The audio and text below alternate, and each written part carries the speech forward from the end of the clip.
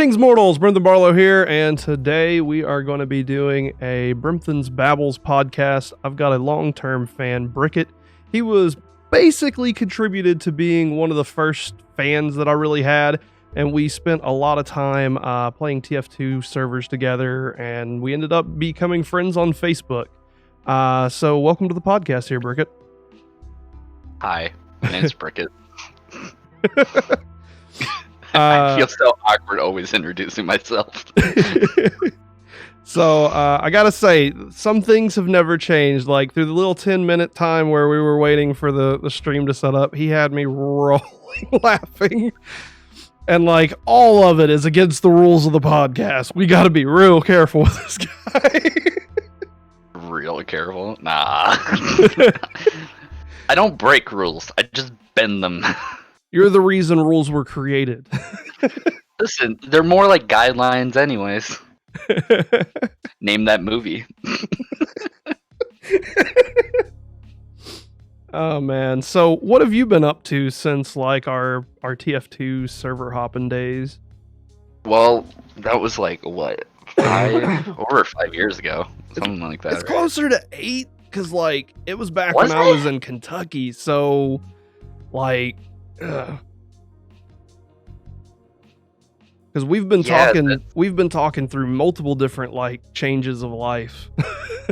Yeah, I remember you working like you were in Kentucky for a while, then you were like traveling all over doing your thing with the railroad or whatever. And then so I guess I graduated high school, and then that was like close to like 4.5-5 years ago. Yeah, that was close to me, and then I went to the service after that. Yeah, and then we kept in touch here and there. Yeah, off and on, you know, as most online things did. Like I kept in touch longer though from Steam, but you were like sharing your account or something, and like I ended up talking to like other people. Sharing my account? What? Yeah, like I messaged your Steam account a few times, and they were like, "Nah, this ain't BRIKKET. This is someone else." Like, and I would just sit and chat with them for a while. Okay, so confession time. Okay, that was me the entire time. Oh my god! I forgot to even tell you that was me. I don't think I ever told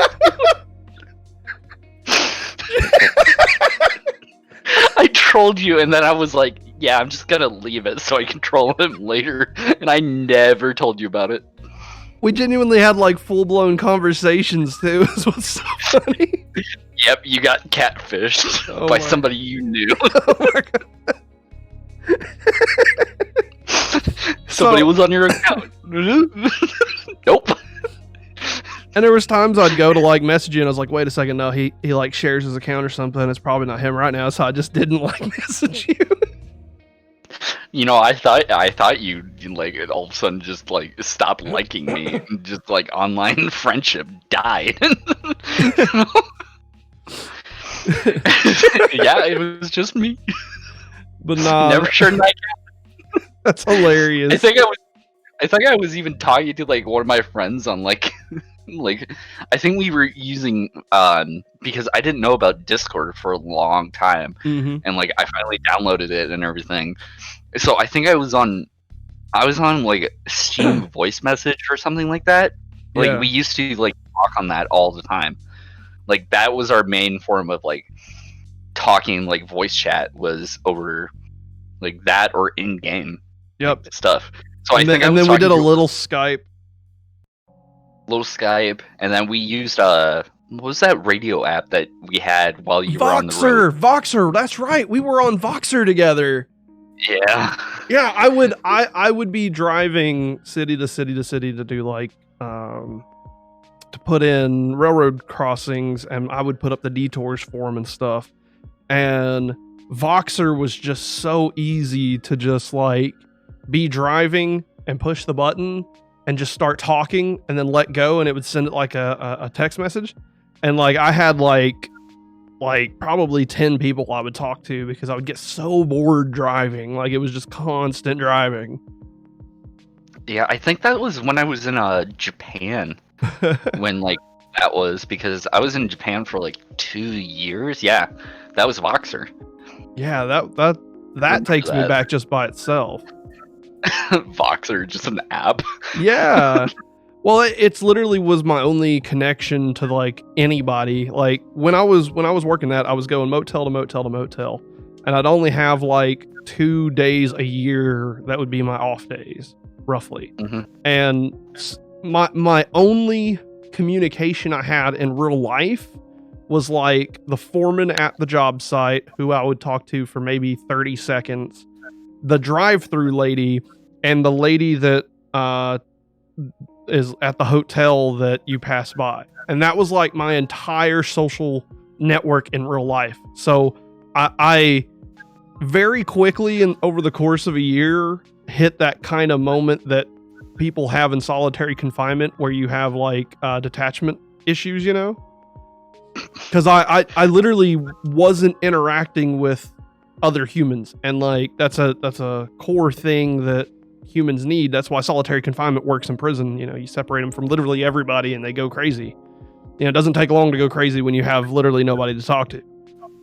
So my only connection to the world was like Voxer and like messengers and stuff like that. And I quickly went from introvert to extrovert like over a year. Because I just craved people. Craved. I did. The taste or the interaction? Medium rare with a side of duck fat and Moscato. When you're cooking, I remember you used to be like, "Oh yeah, man, I'm cooking this tonight." I'd be so jealous because I had like military like chow hall food or something like that. You used to like, what was it? You used to grill like a lot before that or something like that. Yeah, I did. I was constantly making something like steaks constantly, and still do now that I got into sous videing. Like what? Nutty? The Julia Childs method of cooking meat, where you put it in a Ziploc bag and boil it. And boil. But we've got more sophisticated ways of doing it now, and it makes a steak perfectly every single time. And like my nephew Grizz down here can even contest to it. Like every single time you sous vide a steak, it comes out perfectly. You can't overcook it, you can't undercook it. It is always a perfect steak. Period. Yeah, you should try military cooking when we're not allowed to have like cooking like stuff in your barracks. I used to go into my room with a was it like a George Foreman almost? Mm-hmm. Is like a hot plate, and we have to close the door, turn the fan on, put the towel underneath the door so no smoke got out. And we used to just cook in a bathroom. I used to cook on a countertop in a bathroom. Not even joking, and I would cook for my roommate all the time. If I've learned anything from cooking competitions, all you have to do is crack an egg and put it on top, and you will win the competition. That's not true.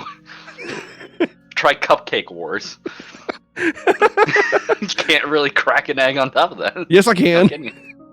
You can, but you're not gonna win. Anything is possible. Yo, I swear to this day, I still get called brisket or biscuit, and it's just annoying. Got a brisket for the biscuit, baby. Bro, every time I eat brisket, like my I'm living back home for a year because I just got out of the military and everything. So I'm living back home because my parents are like, "Hey, you can live here for rent free until you get back on your feet," basically, and everything. So whenever my stepdad like he makes brisket, mm-hmm. I always take a picture and post it to like one of my friends' discords, to like my military like friends on Discord. Mm-hmm. And I posted there, and I'm like, "I'm a cannibal tonight," and they all just like thumbs down. Not funny. The first time I posted it, it was funny, but now it's gotten obsessive. Yeah, but I still do it. We had a lot of catchphrases back in the day. We had a lot of catchphrases. Many of which can't be said on this channel. And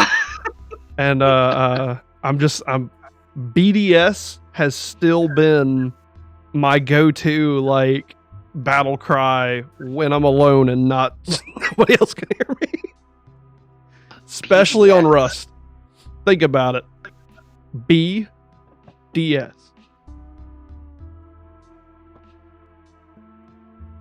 BRIKKET and dark sandwich. You're just screaming out that. I sent it to Discord chat. But I still, it is still my go-to, the Babbles chat, the private chat. It is it's still my battle cry. Like, especially on Rust. Like, I will scream it in Rust. Bro, you play Rust? Yeah, of course. Bro, I've been on solo servers for the last like year and something months, and I got bored of it because I get like one guy that just does like AK headshots on me and like raids my base when I have a simple 2x2. So I just stopped playing it. Bro, hit me up sometime. Literally, I'll play Rust with you. Yo, look, you have to have the streamer thing enabled, don't you? No, I don't have any issue with it. I'll just put the underwear thing on or whatever. It's not a big deal. That's what I mean, streamer version. Yeah. But no, I've got a few people that's interested in Rust and like Tarkov and stuff. So that's one of the things I want to create with this community is like just like a group of people that like if you want to start like a multiplayer or a competitive thing, you can just easily find a group that's, you know, fun to hang out with. Bro, I still play MVM. Like seriously, I have a friends group that we've done. I did my first tour with them and everything. And like we've done like I think all together we've done 20 plus tours, and I yet to have an Australian. I'm just so sad. See, that's the thing. I never wanted the Australium. Like, I loved the disco ball ones. Like, I like those basic chrome. They were carbon. They were like carbon or whatever. Yeah. I loved the disco ball heads on the bottom of the vanilla like guns. Like, that just was so cool to me. Just how they swing. Yeah, whatever. But no, you're definitely the best TF2 sniper I'll ever know. Period. Even if there is professionals out there. I'm not anymore. I play Pyro and nothing else. All that matters is that you were better than me back then. I still am. Well, I'm a good scout. Yeah, you run around and just hoppy doppy.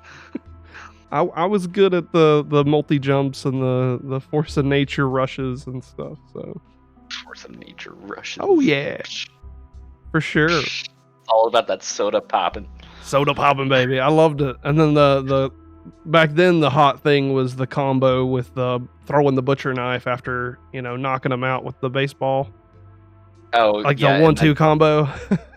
And welcome. Yeah. Dude, I loved it.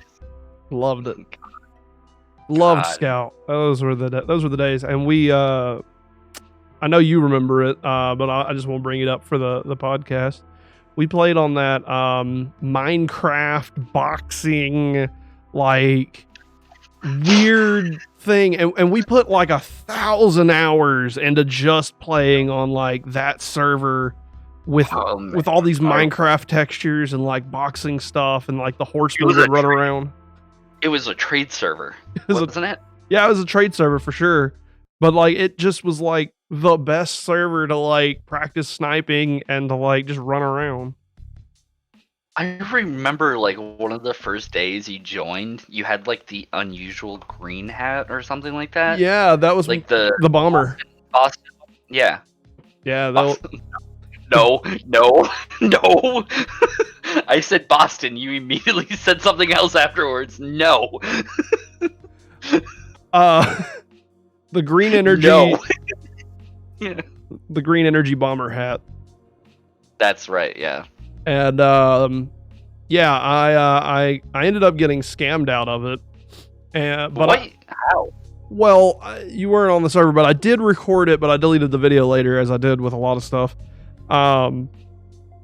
I fell for a scam from basically what it was. He did like a gambling scam with me where like there was a middleman, but the middleman was his friend. Oh, yeah, no. I remember watching that. Yeah, something like that. And yeah, you were doing spy crabs, weren't you? Yeah, it was spy crab. That was it. It was spy crab. It was spy crab. We gambled spy crab, and there was a middleman, but the middleman never gave it back. But I also lost the spy crab, so it is what it is. I lost fair and square, but at the same time, I know they probably wasn't going to give it back. Because he later got banned. He got VAC banned for scamming. And I know that from the history of the hat, because I later went on to keep trading, and I ended up making money off of it and trading CSGO knives and stuff. I made something like maybe $1,000 or $2,000 when, you know, during a time I didn't have a job and stuff. Funny?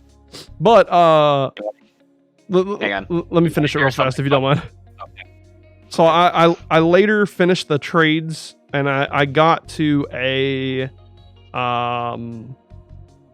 full moon witch's hat, the crone hat, and I traded down to get my green energy bomber back, and it was the exact same bomber that I had before, because I found its history and like messaged the guy, and the guy wasn't going to trade it or anything, but I traded it down. I gave him like a hat worth twice as much and got my green energy bomber back.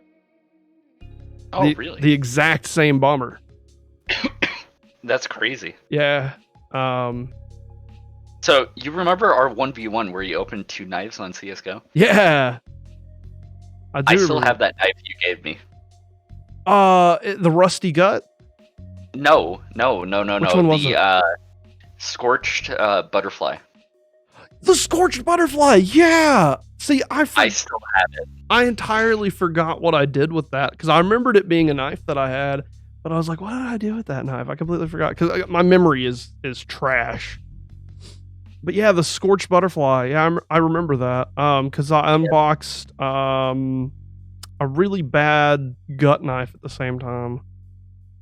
It wasn't a rusty gut, it was like... Didn't you have Marble Fade?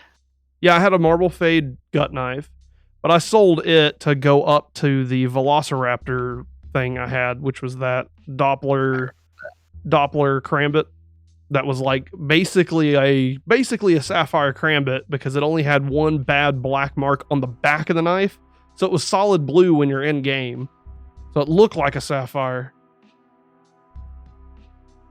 Okay. Oh, yep. I remember that. And I got the screenshot still on the Steam account. Yeah, but I've been opening CS:GO skins still. Right. I stopped.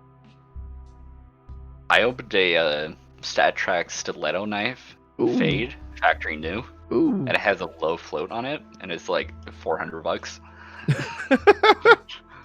I open them whenever I get them, and like I opened up Shadow Daggers factory new. I've opened up gloves. I've opened up a lot, but that knife has like, it wasn't my first knife that I unboxed, because that you remember the first one I had? I named it Magikarp. Right? Yeah, I remember the Magikarp. Yeah, I fucking lost it during gambling. I did coin flips. See, the gambling market exploded after I left on trading. Yep, I named it Butterfree and have not like traded it. That's the butterfly knife. Yeah. I just looked it up. I have 247 confirmed kills on that. And one has sold in the last 24 hours for 360. That's not bad. Wasn't it like $60 or something when you gave it to me? Yeah. Or something? Yeah. Low, like, you felt bad because you unboxed one back to back. Basically. Yeah. The knife I have now on the account, which I'll never trade it or sell it, is a it's either 95 or 98% fade Bowie knife, and it's factory new. It's stat track. It's like it's as good of a faded Bowie knife as you can get. It's like $500 or $600 somewhere right in there. I'm really happy with it, so I probably never will ever trade it, because it's just a beautiful knife in game. But I lost my green energy bomber again. I sold it because it's hard to keep really expensive items when you want money. Yeah. So I feel that. I ended up getting rid of the bomber again, and I haven't played TF2 since, because I'm not really interested in TF2 anymore. I like CSGO, I like Siege. I just left the TF2 game pretty much, but I might pick it up one day in the future. So it is what it is. I still have way too much money in CSGO. I think my inventory's worth like 2 to 3 G's. Yeah, I was explaining floats and everything to a guy at work last week, and he just couldn't believe that there's these digital items in video games that are worth thousands of dollars. So I loaded up CSGO Case Simulator, and I said, here's pretty much the reason why. And I had it running, and it was running for, I don't know, maybe an hour or something. It got up to like 800 openings or something like that, and then finally opened a pair of gloves that were worth like $1,000. And I showed him, look, so we've got $1,000 gloves, but we paid like $2,000 or $3,000 to get them. I love Case Simulator. Case Simulator was one of my, I remember working at O'Reilly's, right? Like right before I went into the military, and I got really bored and was sad I couldn't open cases for a while because I was like low on money. So I downloaded it and I played it, and I got up to I think 1.6 mil on that one. Oh my gosh. I got really bored, and that was in a week time. Why can't I have this luck on CSGO? Basically, and it's oh god. So I'm gonna be able to hear you, but I won't be able to reply back. So give me just 2 seconds here. I want to grab something and show it to the camera here. Oh god. Oh no. Oh no. Oh no. So, Twitch chat, how are you doing? I'm doing well. Okay, so first things first. I've got bad memory, so I keep mementos of my past and whatnot. And so yo, I see it on stream already. So first things first. I lost my green energy bomber to a spy crab thing, so I bought a spy crab. Mm-hmm. Little stuffed spy crab boy. He's got a little cigar in his face and everything, and I came with the in-game spy crab too. So easy. Had to get that. Had to get the little spy crab thing. But now I have, and you mentioned it just a minute ago, the marble fade gut knife, you remember? Yeah. Well, here in a second you'll be able to see my marble fade gut knife on the stream here, because I had it recreated by Tactical Knives and had the exact gut knife I had in game made into an actual knife. Wow. That's actually pretty dope. Yep, but that's not all. My favorite knife, the Velociraptor tooth, and I had it custom painted to make sure it had the same defect that it had in the game. The same defect. It looks just like a sapphire on one side, the side that you would play the game with. It looks just like a sapphire. But on the back, there's this black line perfectly in the middle, making it not a sapphire Doppler. And that is my Velociraptor tooth from back in the day. And I mean, it is perfectly exactly like the one that I had in game. Man, so I remember us playing in silver rank just with expensive knives and everything, and everybody's like, what? Well, yeah, they increased our KD. It's That's not how that worked, and I figured that out the hard way after dropping like $3,000 on CS:GO. CS:GO is pay to win. Don't you know that? That's not how It that always works. has been. Now it's free to play, and now you get all the Russian hackers and everything if you join public. Right? I know death that. matches and everything. Yeah, you just get botted. It's hilarious to watch. Activision is currently under fire for something similar to what we're talking about here. There has been some lead coders that came out into the public and has been talking to the public about the more you spend on the shop, the more likely you are to be put into a match on Cold War against lesser ranked players, so that you'll have better matches based on the amount of money that you spend in the store. Really? Yeah, that's a thing right now.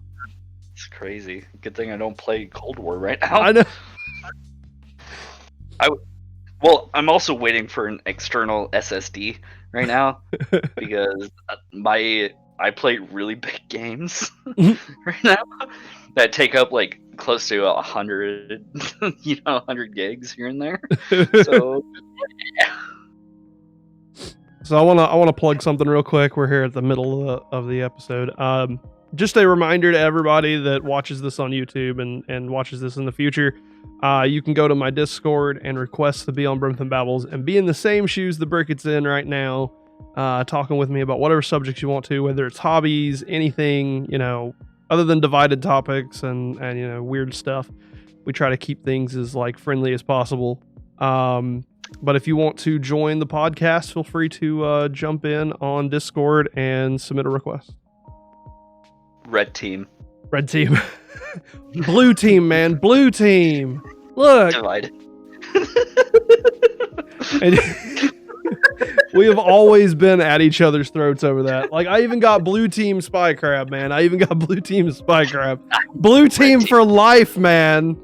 Yo, I'm red team. I remember we were on that trading server and everything, and what was it? It was always just like you and me going at each other. I think we even had like duels at the certain point, like the duel little mini games you can buy. Yeah. We had the mini game thing setting up those duels. Yeah, I remember that. We could just spot each other insanely. It was like I remember one where we were extremely even, but we had like 50 each or something on the duel counter, or some crazy numbers. Or we used like multiple duels. I can't remember if there was like a certain number you got in the duel, but no, I think the duels were. I remember hitting like 50 on both of us. We had like shot each other 100 times. Yeah, we were just like, nah. I remember how we did it though. I think it was until one of us raged or something. Yeah, we would keep... or something. It was until like somebody got mad and then switched teams to cancel the duel. And I remember there was a couple nights that we were doing that where like one of us would be like, I've got to go to school in the morning, so I'm not done. I'm not leaving. We will pick this up tomorrow. Like, I'm not done with this. I'm not done. I will be back. Terminator style. Right. Oh, man, TF2 days was definitely the days. And then we did that whole Minecraft server. Yeah, and we're coming back full circle because we're about to start it up again. I know. But hey, back in the day it was me, you, and I think like one other person. I think there was 3 of us in the old Minecraft world. No, Chicken God was me. No, Chicken God. I built a church for Chicken God. I still have the screenshot from that. That took me forever in survival to actually do. Yeah, I still have that screenshot. I remember I got all done and everything, and I'm like, the doorway is not centered. Yeah, it was like one off, and I was like, ah. So I tore down an entire wall just to extend it.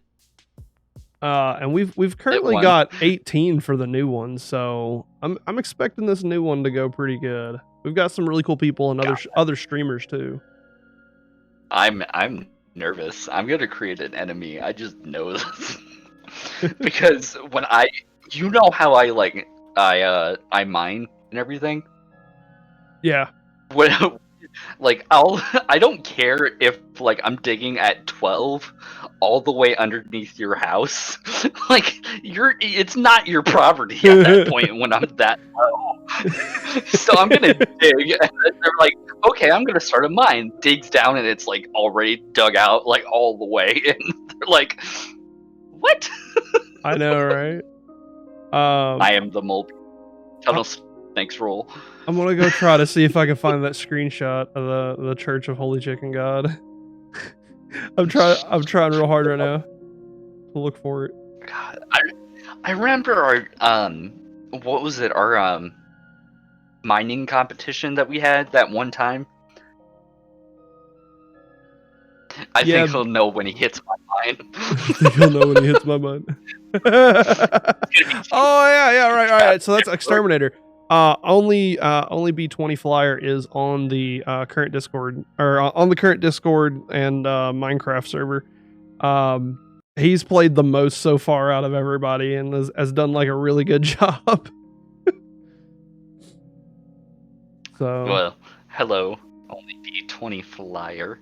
Nice to meet you. I am BRIKKET. I found it. Okay. So let me see if I can bring it. Oh God. Yeah, let me see if I can bring it up.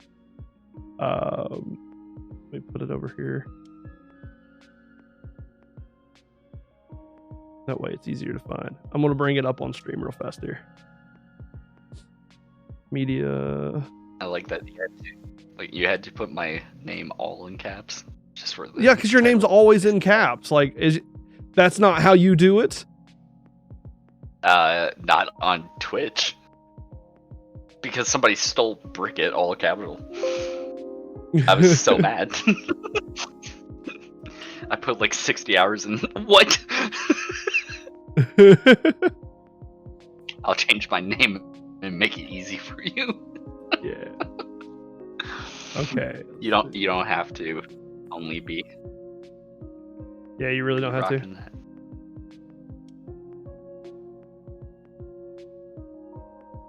There it is. Why do you have the tag? You have multiple tags on here. Yeah. RPG, action, horror, survival, and yep. What? I don't know anything about that. Blessed be the holy church of the chicken god.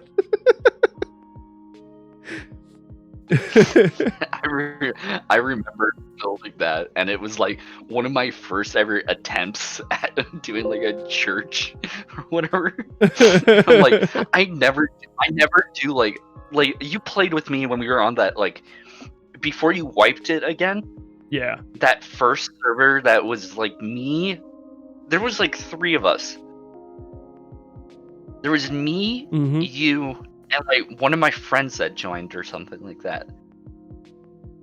And it was that house on the hill. Yeah, I remember the house on the hill.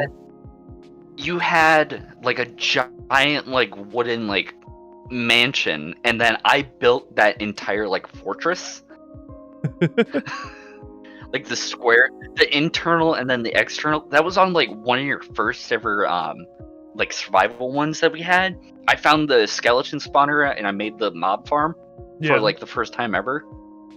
I remember this, but I always build just the big square houses because I'm like, it's efficient, man. I put all of my chests on the wall, and like I know once you walk in, all my chests are on the left, all my crafting stuff is on the right. Yeah, and I'm good. My bed's just in the middle of the room, lit up. No artsy fartsy stuff. Just there. And I did another hardcore run. The days that we had to restart the old server that we had, it was because I was running it off of that really old like Inspiron laptop, and it was like a server that was being run off of my internet. So what would happen was, because I didn't know what I was doing, obviously, the computer would just fry and like corrupt the world, and would have to be reset and rebuilt. Corrupt. Oh yeah, it was corrupted really quick and easy. Because I think that server was running on like a fourth of a gig of RAM, like like maybe 250 megabytes, and it was laggy. Yeah, that sounds like my internet speed right now. Like I'm living out in the country, and it's just like I can maybe load into a Tarkov match after like 10 minutes of like everybody like being there. But now they added that whole thing now that like all the players have to be basically loaded in before you guys actually spawn. Yeah, and that's a good improvement for Tarkov, because there were some of those smaller maps that like you could run over there before they ever loaded in and shoot them. Yeah.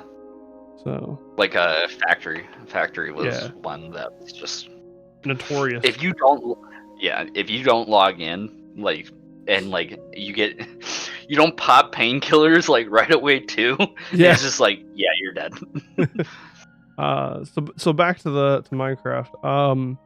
Right now the server's live, and we're playing an Anarchy server up until March, and then it'll start the SMP.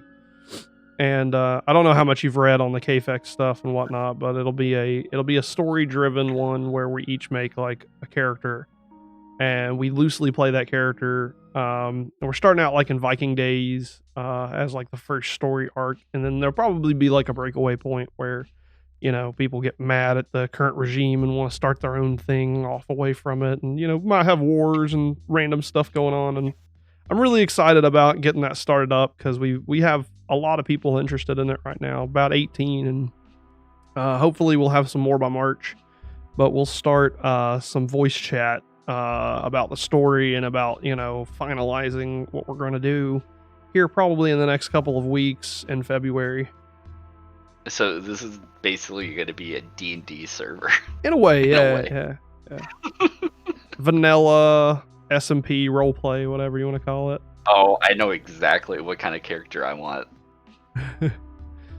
Yeah, and I'll talk to you that later. Let's just say it's loosely based on a rogue.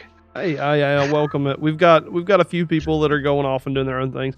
You know, we can only have so many kings and, like, you know, exiled people. Like, we need more followers, so to speak, more people that's just willing to like help out and be there and, you know, be a part of it.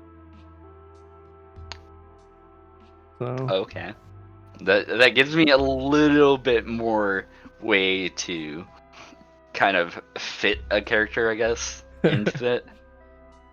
You know, not everybody can be evil and the overlord of the world, you know what I mean? So is Chicken God still a part of this? Oh yeah. He's gonna be the only OP that's in the server, like managing stuff. Not even me. Like I am taking a follower's role. I'm a nobody. I don't plan on being anything. I'm letting the community decide what this server turns into. I'm hands off. I'm very hands off with this. I'm a freelancer. I work for the highest bidder. One dirt. Current high bidder. 3 dirt. You start out at pennies, them quarters get sweeter. What? Never that. God. Brimthen tries to be philosophical. Roll a t-shirt. Pennies for your thoughts. Nah. What is it? What's that one song? Penny for my thoughts? No. I'll sell them for $1 because she's dead or something. I don't know. There's a song like that. I forget. Oh, that's gonna annoy me. It's like a country song, so maybe you've heard of it, Mister. I have no idea. I hate country music, so that's. Wait, what? That is that is a grizzly question there. Grizzly? Yeah, my nephew. Grizzly roar. Yeah. So I got really heavily into Dark Souls, right? And like started doing challenge runs and junk. And yeah, it says you're playing Dark Souls right now. It shouldn't anymore. I updated the. It does. Does. Oh. I mean, Yeah, false advertisement. Surely not. It does. It still says I'm doing solo 1. I changed it though. I don't know, man. I'm not too keen on playing the Anarchy, but I did jump on earlier today when nobody else was on and did some updates to that little mountain area that I'm working in. I made a little entrance to the mountain area. Really happy with how that entrance looks right now. You said the server's not actually going to start quite yet. Yeah, not until March. Okay. And, yeah. So I might not really hop on till then because of work and everything. Plus, I'm studying for like my CDL and everything. Like, that's why I was a little bit late to your like prep stream or kind of thing. Like, I'm studying my air brakes right now. So like, I understand. And that's why I set it to March, because I've got a few people that's busy working on stuff right now. So it's right now it's Anarchy until March, and then we're going to delete the Anarchy server, reseed it, and basically start anew on the SMP stuff. But there's a lot of people that's currently not able to play, but they will be able to in March. And when everybody's schedule kind of links up, that's when we'll do like the first day kind of thing. And it's going to be interesting. It's going to be fun to do. There's some streamers. There's some people that's just going to be on the voice chats. And then like local chats, like Spawn City will have its own Discord voice chat, and then like if someone makes another one, maybe we'll have like a wilderness out in the middle part, Are you saying like a PvP area? Possibly, yeah. So we're playing RuneScape. I like the idea of a wilderness. I've always liked wilderness for RuneScape. Like, I think that's just such a good like concept. Well, you're gonna have to put like there's certain commands and everything like that. Once you pass a certain block, kind of it reads out like entered wilderness or something like that. Oh no, there's gonna be like almost no plugins, no commands. Like, it's just gonna be vanilla. Like, it is literally just everybody's like, it's on trust. Let's put it like that. Trust. Well, the reason why I'm doing it.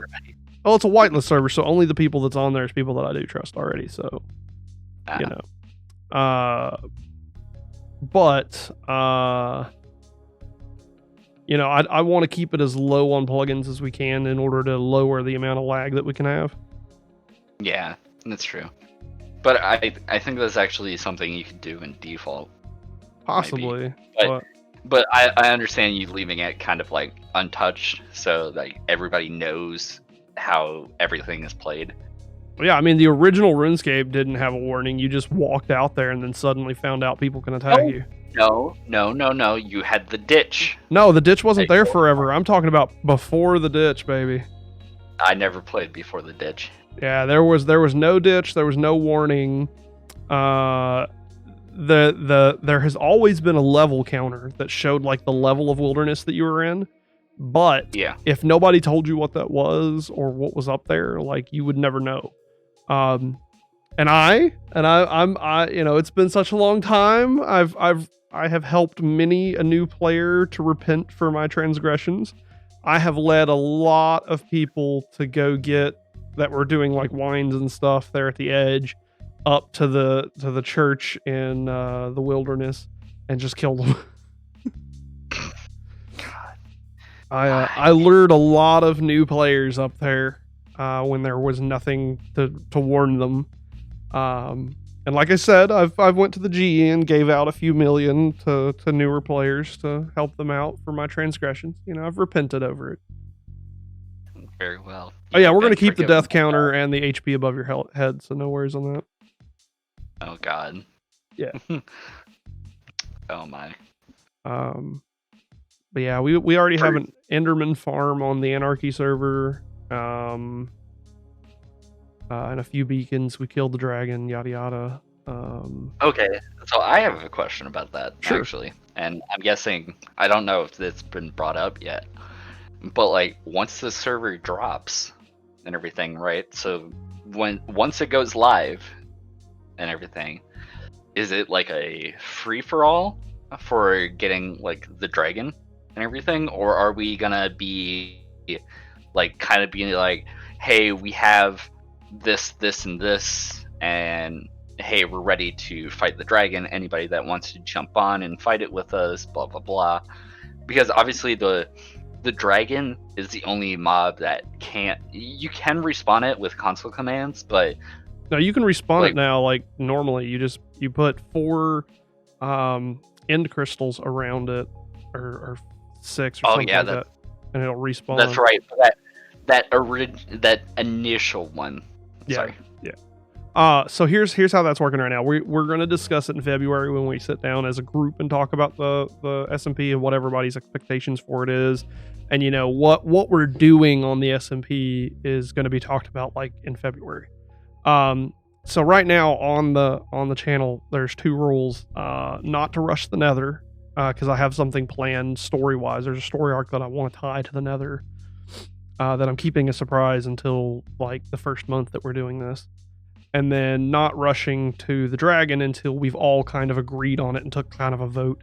Because right now, I don't know if everybody as a group, because again, I'm staying very hands off. I don't know if the group wants to all work together and have a story arc where we're all united and fight the dragon, and then we break apart, or if we want to break apart before the dragon, and then it becomes a race, kind of like a space race, where it's the first group to take control of the end and basically plant a flag on the moon type deal, Plant a flag on the moon. Yeah, because that's the other thing is like the theme is meant to be jumbled up. So the first opening arc is going to be Vikings, but say you didn't want to do a Viking theme, you didn't want to keep going with the Viking. That's fine. Maybe you want to be a space pirate.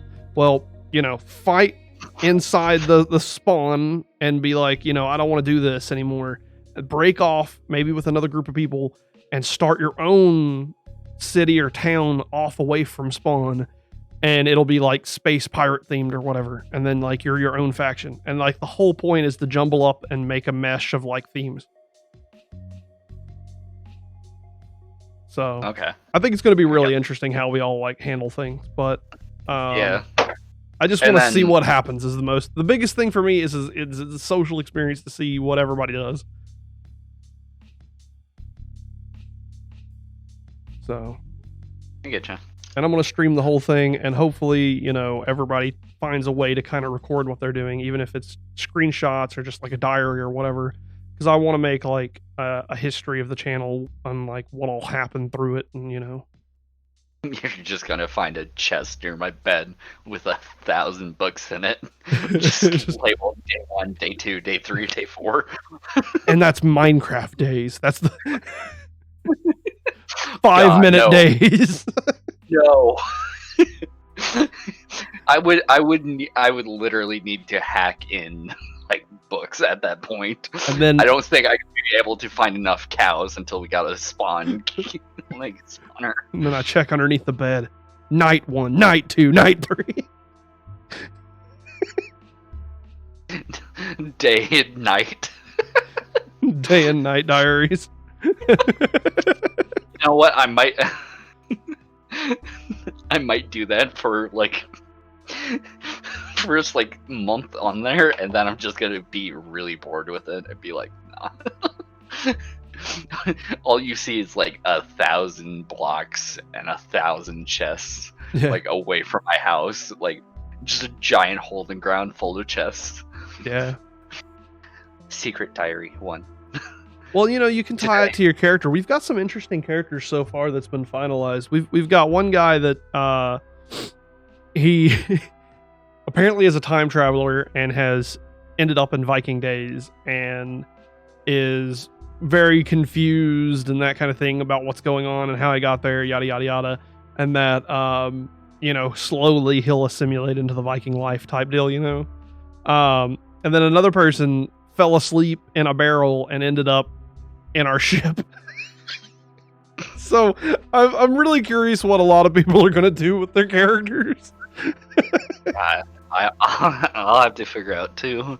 Yep. Okay. But we're close to being done. Hopefully, I sent out that timeline. Hopefully, everybody by like February 6th, I think is what I said. Yeah, by not this Saturday, but the next Saturday. Hopefully, everybody will have their characters ready, and we can get started on the whole of the series and what we're gonna do. Figure out who the streamers are. Obviously, if somebody's streaming, I would want them to have a more prominent role.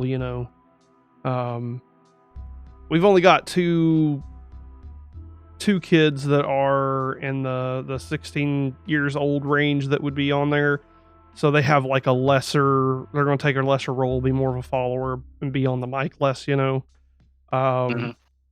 So kind of divvying up, limelight type stuff, because we got to figure out and make sure that, the streamers of the group don't have weird stuff in the background, I bought a foot pedal just so that I can toggle my mute so that I'm not bugging everybody else on the group chat.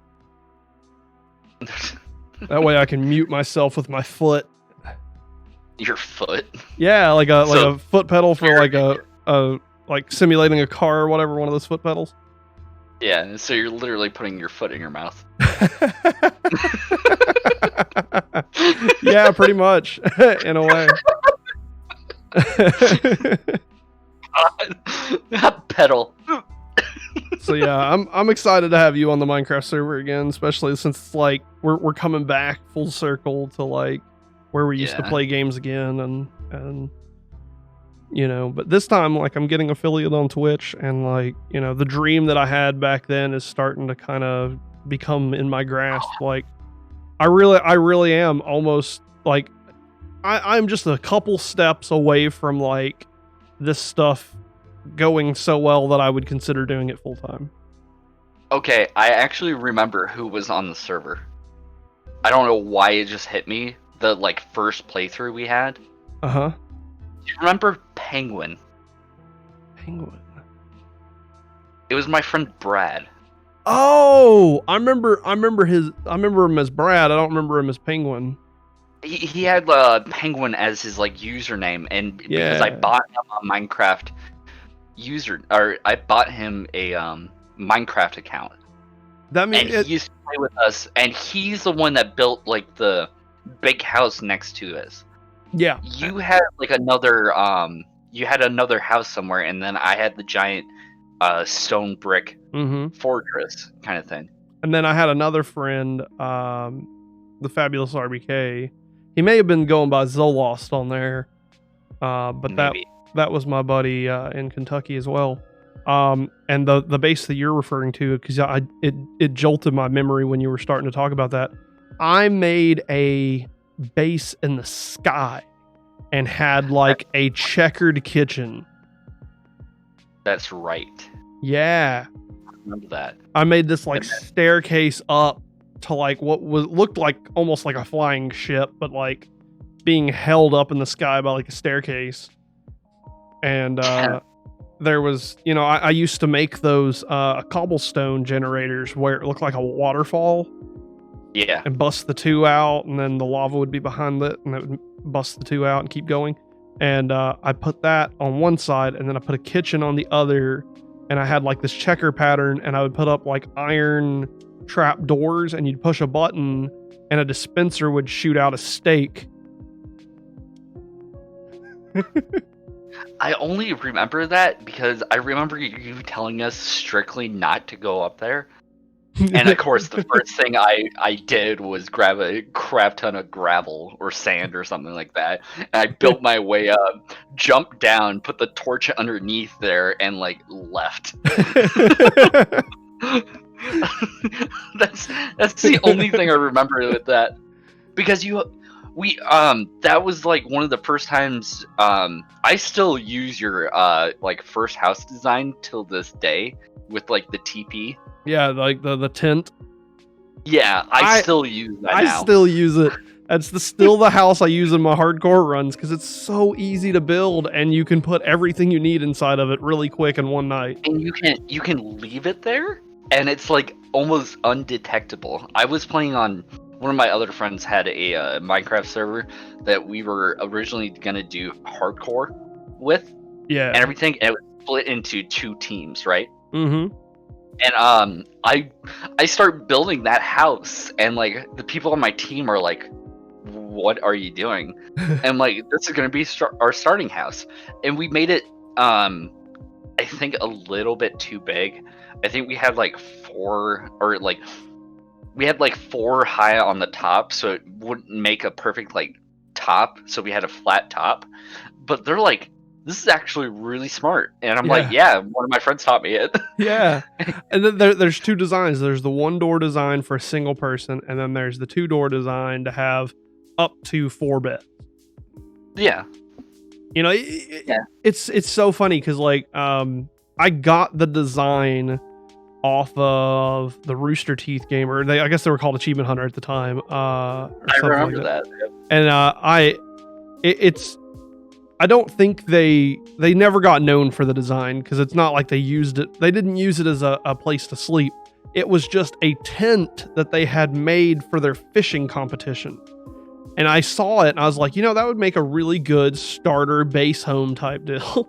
And I then turned it into a, like, not a teepee, but like what is now like one of those old Norse Viking lean-to houses. Oh, yep, yeah.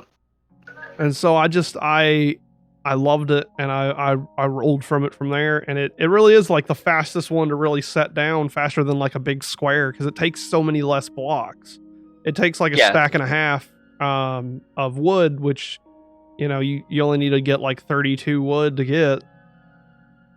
Yeah. So I remember making a really small one, like my first time on like a server, and like this still works. It's just like you have to dig down a little bit. Yeah, and it becomes like it becomes the opening for your mine shaft too, because you just dig straight down, Yeah, and then and then you can build a house around it eventually. Yeah, or just like connecting on it. Yep. Yeah, I still do it. My third death on hardcore before getting a win, I had a swamp world, and I'm telling you, that hut in a swamp and like using lily pads as like your walkways and stuff is just a beautiful, like, swamp hut is the best. Do you use any was it not filters, but resource packs, texture packs? Nah. Do you use that, or nah, okay. I'm very vanilla. I do when I want to do like ray tracing, or if I just want to like make it look good, but because I stream it and everything, I just, well, now that I have a 2 PC setup, I really could if I wanted to. I used to have a 1 PC setup, so I had to like monitor how heavy my game was on the system. Yeah. So, but now I could. I like vanilla. I just like vanilla. I actually do one. It's like old school. It like makes everybody look like almost like knights and everything like that. It's actually really cool. I might send you the link afterwards, and just have a look at it and see if it's something that you might be interested in. Yeah, I really just like HD vanilla texture packs, and that's probably what I'm gonna do next, is get like a 64 times pack that is just vanilla Minecraft. Just gotcha. HD Minecraft style. Do you remember OCD Craft? OCD Craft. It made everything like really simple textures, but like very clearly what the object was. And the texture pack was called OCD Craft, and it's the one that I use the most.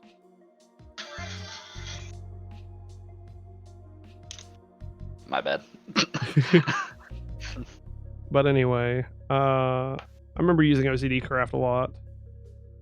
I don't think I ever used like texture packs until like somebody actually like sat me down and showed me how to actually load them. Same thing with like mod packs and everything like that. I didn't know how to do that, so I played like straight vanilla. Yeah. Minus minus when I joined like what is it, like a server that had like a custom plugin, basically. Yeah, I get that. That was like the only time I played with mods. And like I played what was it, Rocket Craft or whatever, like what was it? Same guy that does Diggy Hole, that whole like group. Yeah. Diggy Diggy Hole's been brought up a lot on the Anarchy server so far, because like we've got Exterminator. He did like a 25 by 25 foot hole. But yeah, he was saying in chat. Yeah, and then he finds out later after digging it that it's not a slime chunk. See, the whole time I thought it was going to be a slime chunk that he was doing that for, because that's the only thing that makes sense digging such a big hole. But no, he's just digging a hole. And then he looked up like slime chunks and found out that a slime chunk was like 2 chunks away from the hole that he digged. So he started digging that one. But then he found out that he messed up his X and Y and ended up having to dig a third 16 by 16 hole just to get a slime chunk hole. And then he abandons the whole freaking project and moves away. He digs 3 giant holes and just leaves. And here I am wanting to like help do a slime farm and like be on his team and work with him and stuff. And like I log back on and everything's gone and he's just went somewhere else. That sounds like something I do, and I might help him with that whenever he needs help building a giant hole. So that's what he's been doing on the Anarchy, digging giant holes and then just going somewhere else. And they've already dug another, he said, so there you go. He's been the most active player on the Anarchy server so far. And by Anarchy, we do mean like literally no rules. Like if you're using X-rays, mods, whatever, it doesn't matter. Because just get it out of everybody's system before March, and then we go to vanilla and like everything. So yeah. So is there like, minus any vanilla, like is there any added rules to the server, or is it just like currently, or the SMP? Anarchy, not Anarchy, but when the actual server comes out, is there going to be like a massive rule? Like no killing on site, no like... Yeah, so blah, blah, PvP blah. Only if it fits your story and what you're doing, and like, you know, griefing and PvP are allowed, but like talk to the other players before doing it and be like, hey, this is, you know, my story, this is what's going on, this is what I'd like to do, is that all right with you? And if they agree, you know, work it with other players and whatnot. I would prefer like 2 groups. Say, you know, we got spawn group and then we got A and B. Say A and B didn't like each other, right? They've already talked about not liking each other. That's their story. That's what they want to do.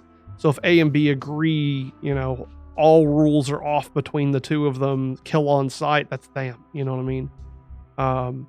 So really it's groups themselves making rules on their own. See what I'm saying? Yeah. Because who am I to tell A and B not to war on site, you know? Exactly. But, I feel you know, Red team. I'll pretty well make all the choices for spawn as far as like being destroyed and PvP and that kind of stuff. Because spawn is like where any new person's going to join. And I want it to be a little bit like easier to get started, like Iron Farm, stuff like that, you know, Norse Viking themed. And then if they want to go off with the space pirates and start raiding the Mongolians or something, that's up to them. None of my business. You know what I mean? Like, all I care about is spawn and my Norse Viking stuff. And like, if we go to war with somebody, we go to war with somebody. And that'll be, you know, a decision that we make as a group. The war councils have to meet. Yes, the war councils have to meet. Exactly. So I'm really excited about it because it's going to be funny just to see how people interact and what all people do. But that's another reason why we need to sit down in February and really talk about what we're doing. You know, everybody needs to be on the same page. Yeah. So, because we can't have like Group A who thinks that it's anarchy and they can just, you know, create flying machines and bomb everything on the planet. When obviously that's not allowed. Yeah.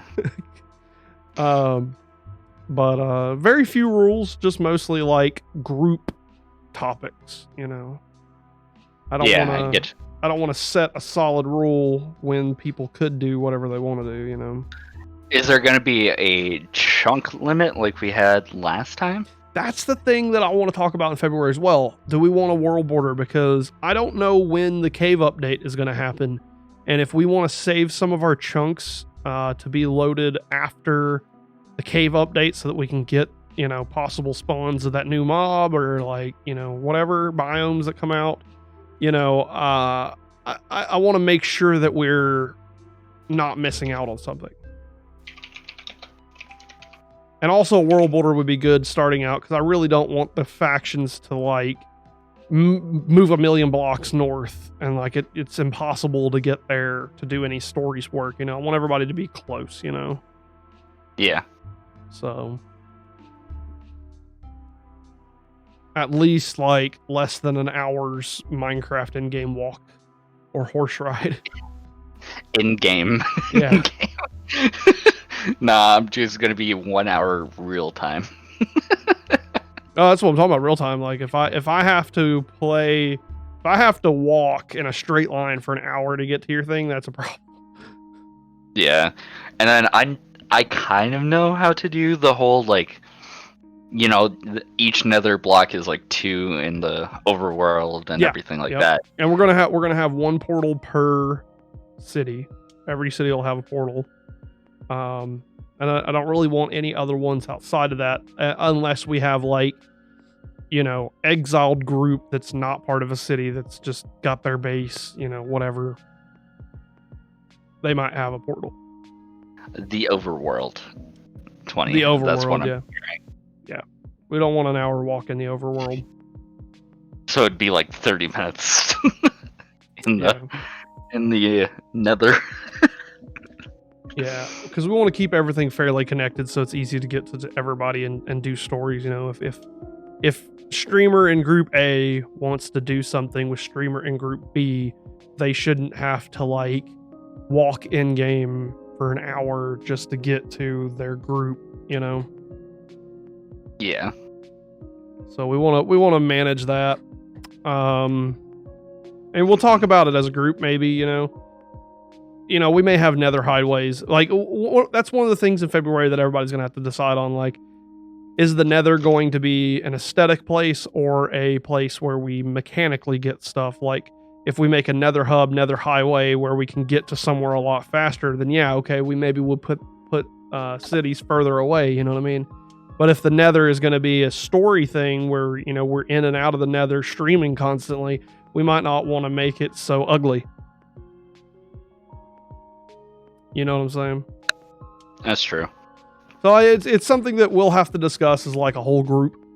So, and we'll get there sometime in February. With all honesty, I haven't played Minecraft in a while, and I haven't been to the new nether at all. Hey, you may want to watch my hardcore series on YouTube because I learned the 3 rules to the new nether the hard way. Pigmen. Close. But Pigmen, Strider, Pigmen. And then I recently died on my hardcore world after like a year of playing on it. Yeah, I saw that video. I actually did watch that one. Yeah. It was sad, but it was rough. Like, I grieved on it for a week or two. Cause like I was not ready to die there. I had like lots of plans. I was even talking about them at the moment. I've got all this stuff I'm wanting to do, yada yada yada. It's true.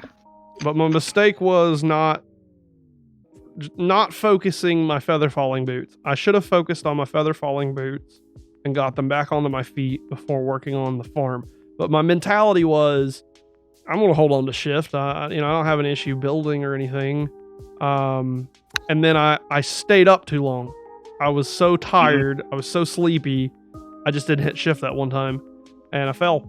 And if I had my feather falling boots on, I would have survived. If I could have reacted fast enough and threw an ender pearl, I would have survived. Mm-hmm. But the main thing is I was sleepy. I was tired. I wasn't fully focused and I should have prepped ahead of time. The biggest hardcore thing that I preached throughout every one of my episodes is always being prepared. And I wanted to finish the Enderman farm and then do all of my enchantments. Whereas I should have just went ahead and got Feather Falling 4 using the skeleton farm or whatever. It took more time to do stuff. But I didn't want to take more time. I was streaming, so. Yeah, I'll talk about the first death on the Anarchy server so far. So there's a whole bunch of people that's on there right now that have like over 100 deaths. Or like in the 60s and like double digits and stuff.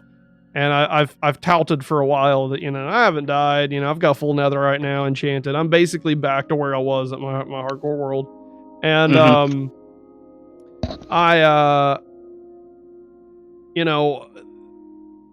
Exterminator and them have moved around a lot, and I've been trying to keep up with them, and I get tired of, like, the first thing that happened to me, Cian Grim told me bad coordinates to get to where they were at, and I walked 11,000 blocks in a direction opposite to where they were at.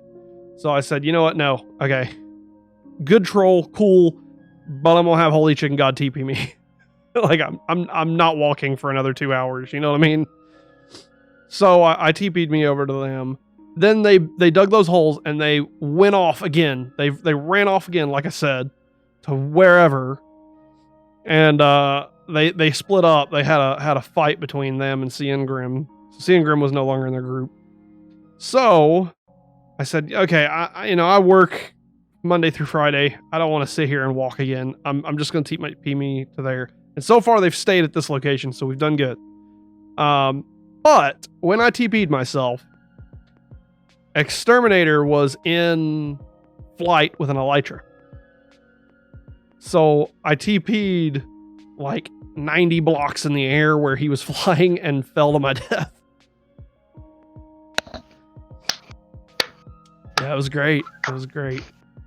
So, and then I couldn't find my gear or whatever, so I had to go get a new set of gear. And now I'm back at their place, building in the side of the mountain next to their giant farm that they're making. Yeah, they've been very nomadic. I'm staying at my mountain. I have started me a mountain base.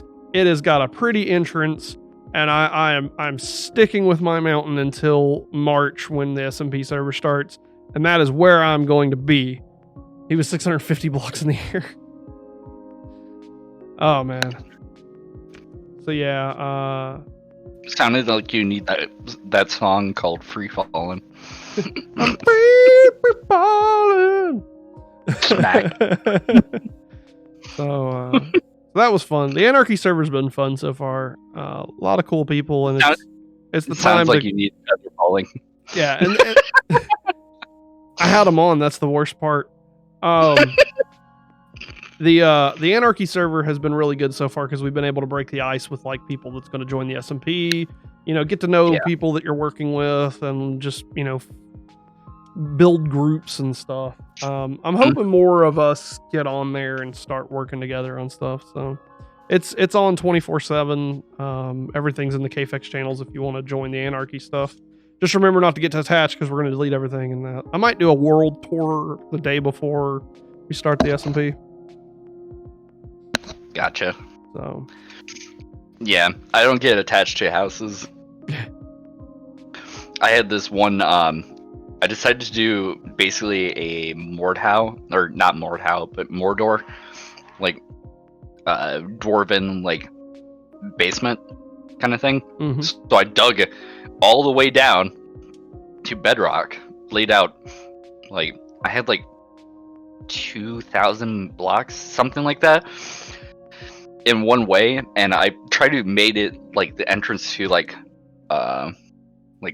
not Mordor, but what's that pit that the Gandalf like fell into with the the one inside the mountain where he fell down with the boulder.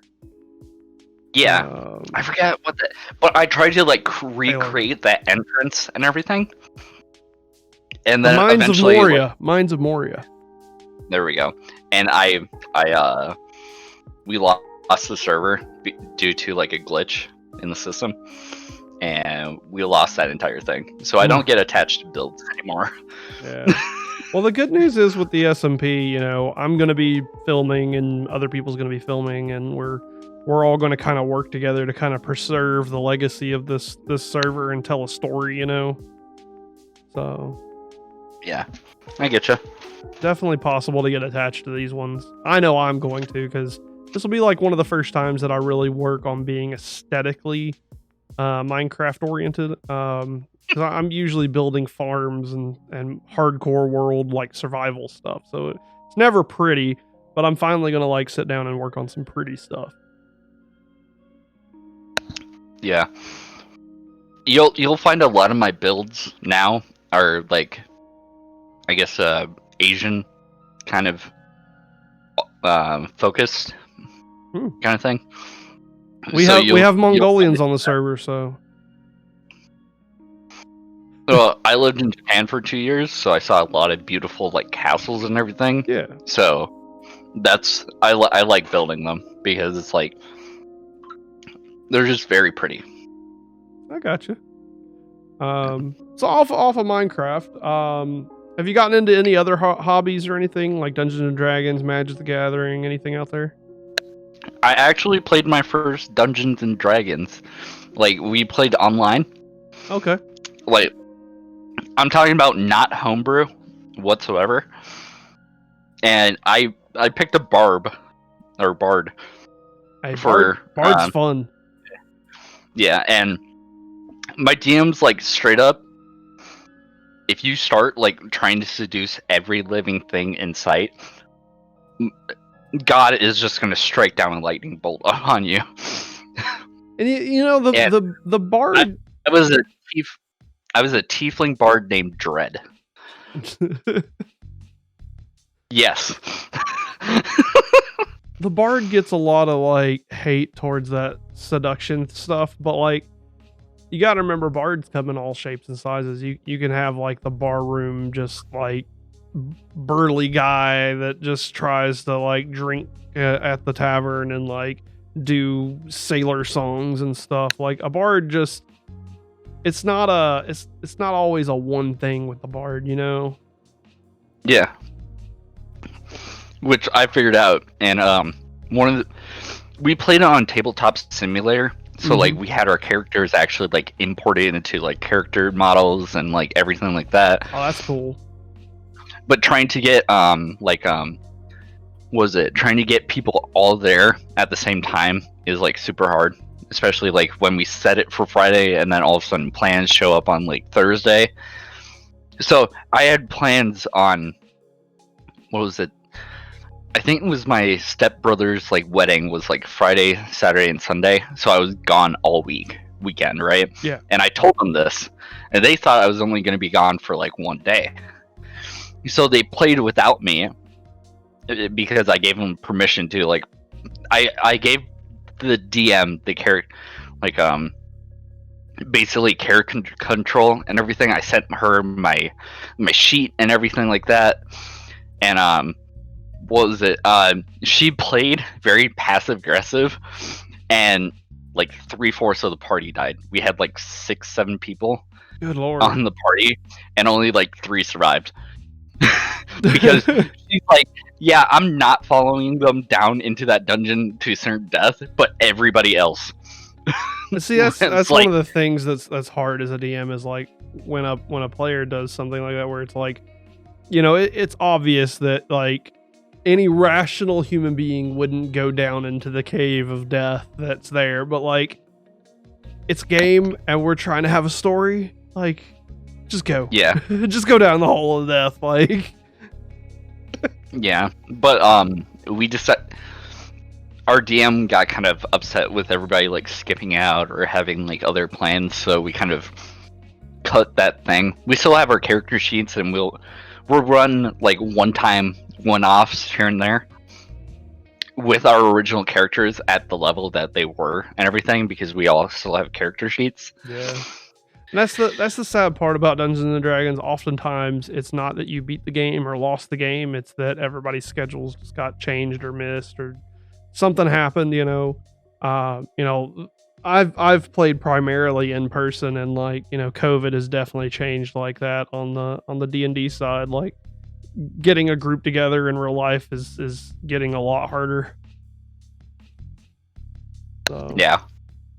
But, you know, I'd like to do some D&D on Discord, maybe starting some groups on there once our community starts to get a lot bigger and everything. That'd be kind of fun. That would. I have some chats already set up for it in case somebody ever did.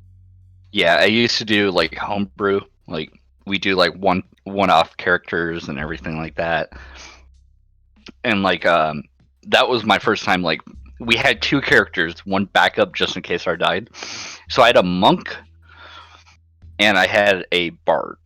And they're like, yeah, bard's gonna be real interesting trying to like level up and everything. And then with my monk, I put all my stats into like something I'm not supposed to. And like we started the game and everything, and the DM was like, so what is your hit? And I'm like, I got like a 7, and then I'm like +1, and they're like, +1? What? You rolled a 19 on your rolls for starting. Why do you have that 1? And I'm like, I thought I was told to put this and this for this monk. And like the DM did something like she said she would never let me do. She let me rotate it, but immediately as soon as we entered the city, I got robbed. Because she's like, the universe has to punish you somehow. So I lost all my money within the first town.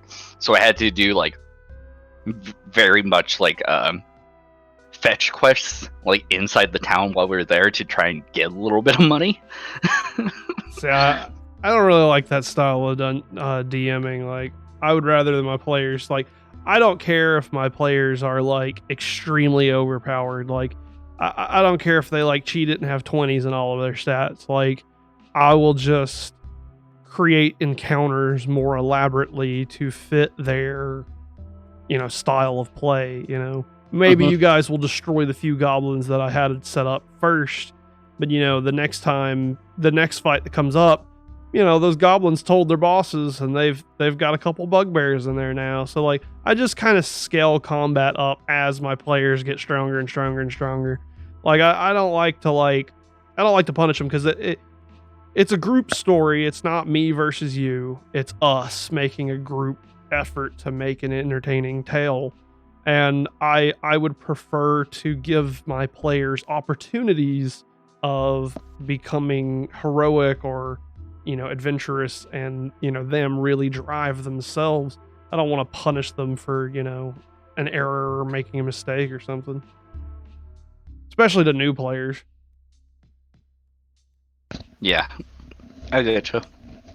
So, but I've done some Dungeons and Dragons work on YouTube so far. I got my parents playing it. I got some old high school buddies back when I used to live down here, playing it, and but we've had to kind of put a pause on all of it for right now because of social issues that's came up, you know. So, as D&D groups do, but we'll bring it up again later. We'll probably do some Dungeons and Dragons again in the future some point. It's just a good game, and it's something I suggest everyone at least try. My big thing that I've gotten in recently is chess. Holy cow, have I gotten into chess recently? Yes. I miss playing chess. Dude, to be honest. Look up the app on the App Store called Chess. It's made by chess.com. Start up an account on there and like play any game, like, or just find me, Brimthen, on there, because like it will analyze the game you just played and will teach you how to get better at chess by looking at like the mistakes you made. Like, you can go through and analyze it, and it'll say that was a book move, or that was a good move, or that was an excellent move, or that was a best move, that was a blunder, you should have done this was an inaccuracy, this was a mistake, you know. And it'll teach you how to play chess. And I love it, because I just love the app telling me I'm a dumbass. I do. I love it. It's like, that was a blunder. Why would you do that? Like, so I've gotten so heavily into the chess stuff right now. Me and my nephew's been playing it. I'm like, I've been learning openings. Like, I used to be in a chess club, super nerd, you know. I used to be in a chess club, but we never like learned openings or learned anything. We just like went there and played chess. That was it. When I was like in middle school and high school. And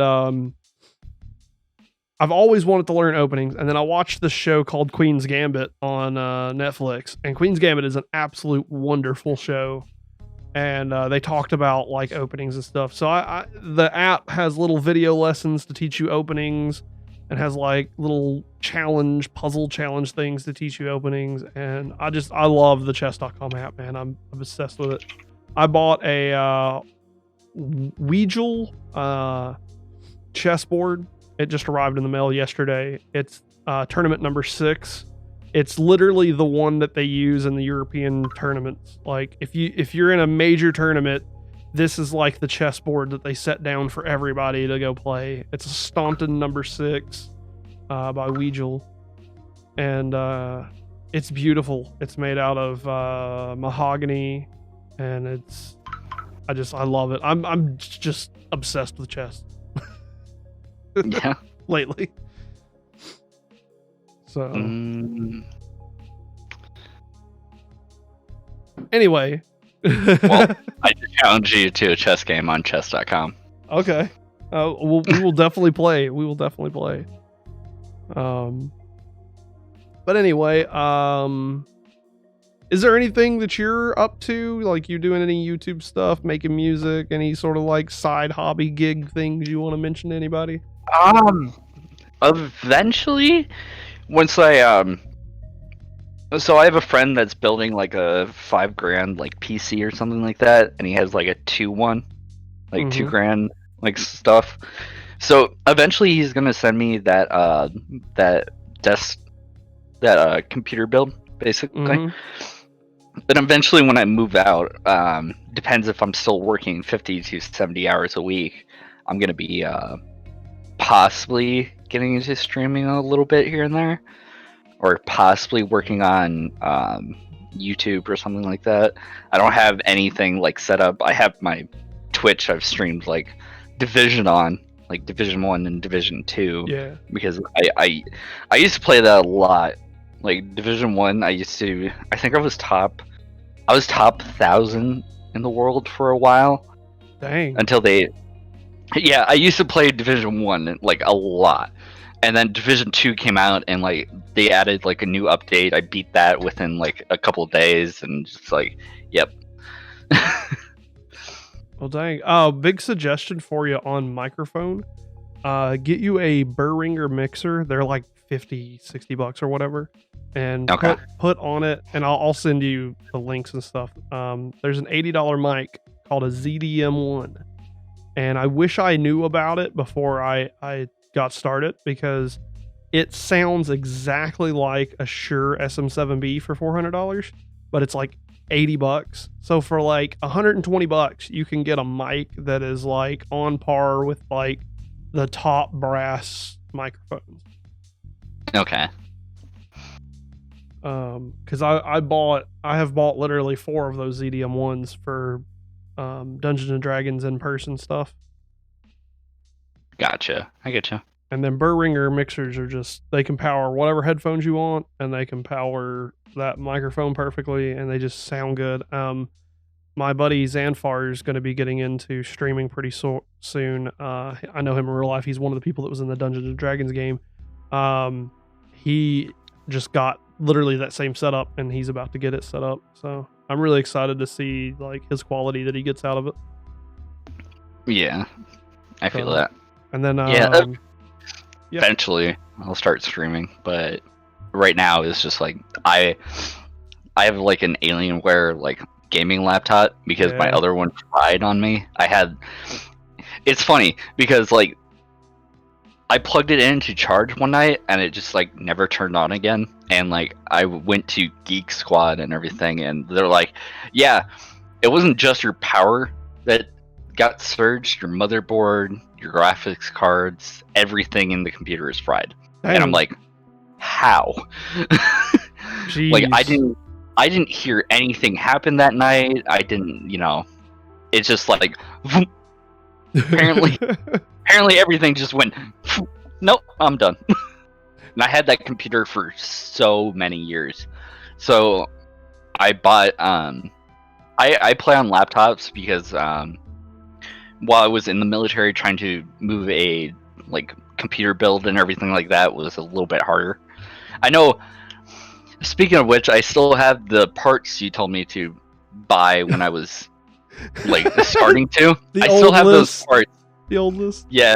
Oh no! When you bought them, you actually bought them. I remember now. Yeah. Yeah, the GTX 960 I have. It was good back then. Closet. It was good back then, man. Yeah, I still have the case and everything for my other one, and like, I think the only thing I was missing was like fans and like a power supply and like one other thing. I can't believe you still have those. Yeah, well, they stayed in my closet when I went into the military because I'm like, hey, I'll just have my parents send me them and I'll build one. Well, nah, I just bought a gaming laptop because it was easier to haul around and everything. That makes sense. I'm surprised you still have them. They were good parts back then. They and out of the box, they could do some stuff still. Like you could do some probably 1080p gaming still with those. Yeah, I still have to buy like the rest of it and then do the whole like building, which I've never done before. Mine is it's easy. Like it's easy. You say that, but you built like 18, 19, something like that. You built a lot of computers. But like the building of the computer is easy. It's the setting up Windows and everything and getting your drivers done right and everything like that. And you can just watch a YouTube video to learn that for the most part. All the building of it is literally, square block goes to square hole, circle block goes to circle hole. Like everything else is just putting it together. It ain't as bad as you'd think. A YouTube video goes a long way, I promise. That's true. But those parts, don't sleep on those parts though that you still have, because you can put them as like a standalone. Like you could buy a really good, like I don't know what all parts you have, but like say you don't have a CPU right now, you could buy a really, really expensive CPU right now and build the computer and have it working with that lower tier graphics card, and it'll be a functioning computer. And then when you get the money, you can buy a really good graphics card, just and build as you go. That's the best part about PC building. You can build as you go. You can also upgrade. Everything. The only thing you can't really upgrade, and this is something I wish I knew early on. If you're going to get a CPU, buy a really, really good expensive CPU, because it's the thing that's going to determine the rest of your future. Because like, I basically used the same CPU, motherboard, and RAM from my first build from way back when I built my first computer for a really long time. But when I went to upgrade to a graphics card, I got a 1080. My graphics card was doing fine, but my bottleneck was the CPU. And when I decided, I guess it's time to get a new CPU, I found out that when you change your CPU, you have to change and get a new motherboard. When you change your motherboard, you have to get new RAM. Yeah. So your CPU, RAM, and motherboard, you want to make sure they are new and they are like top of the line. You can have a really cheap graphics card and upgrade that later on in the future.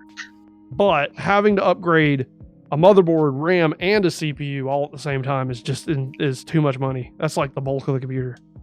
Yeah, I feel it. So don't cheap out on your CPU. It's the next most important thing.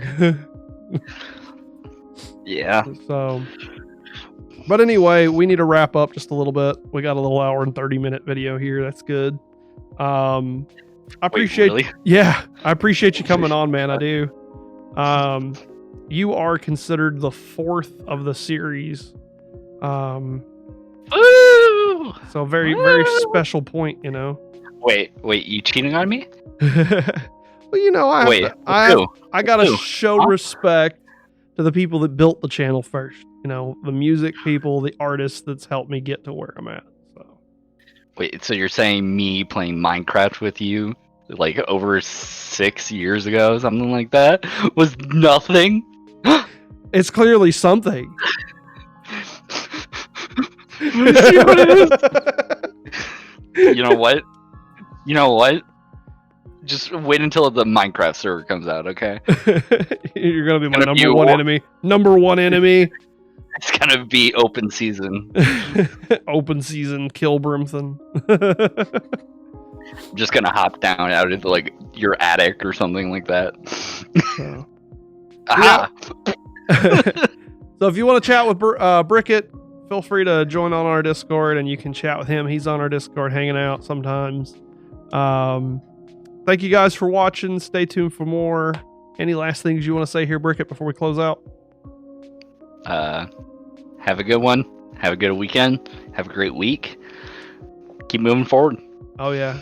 Lots of growth so far. I appreciate you being here, man. This was a lot of fun. Stay on the Discord chat. I'm just gonna end the stream is all. Peace. Have a good one, everybody. Bye.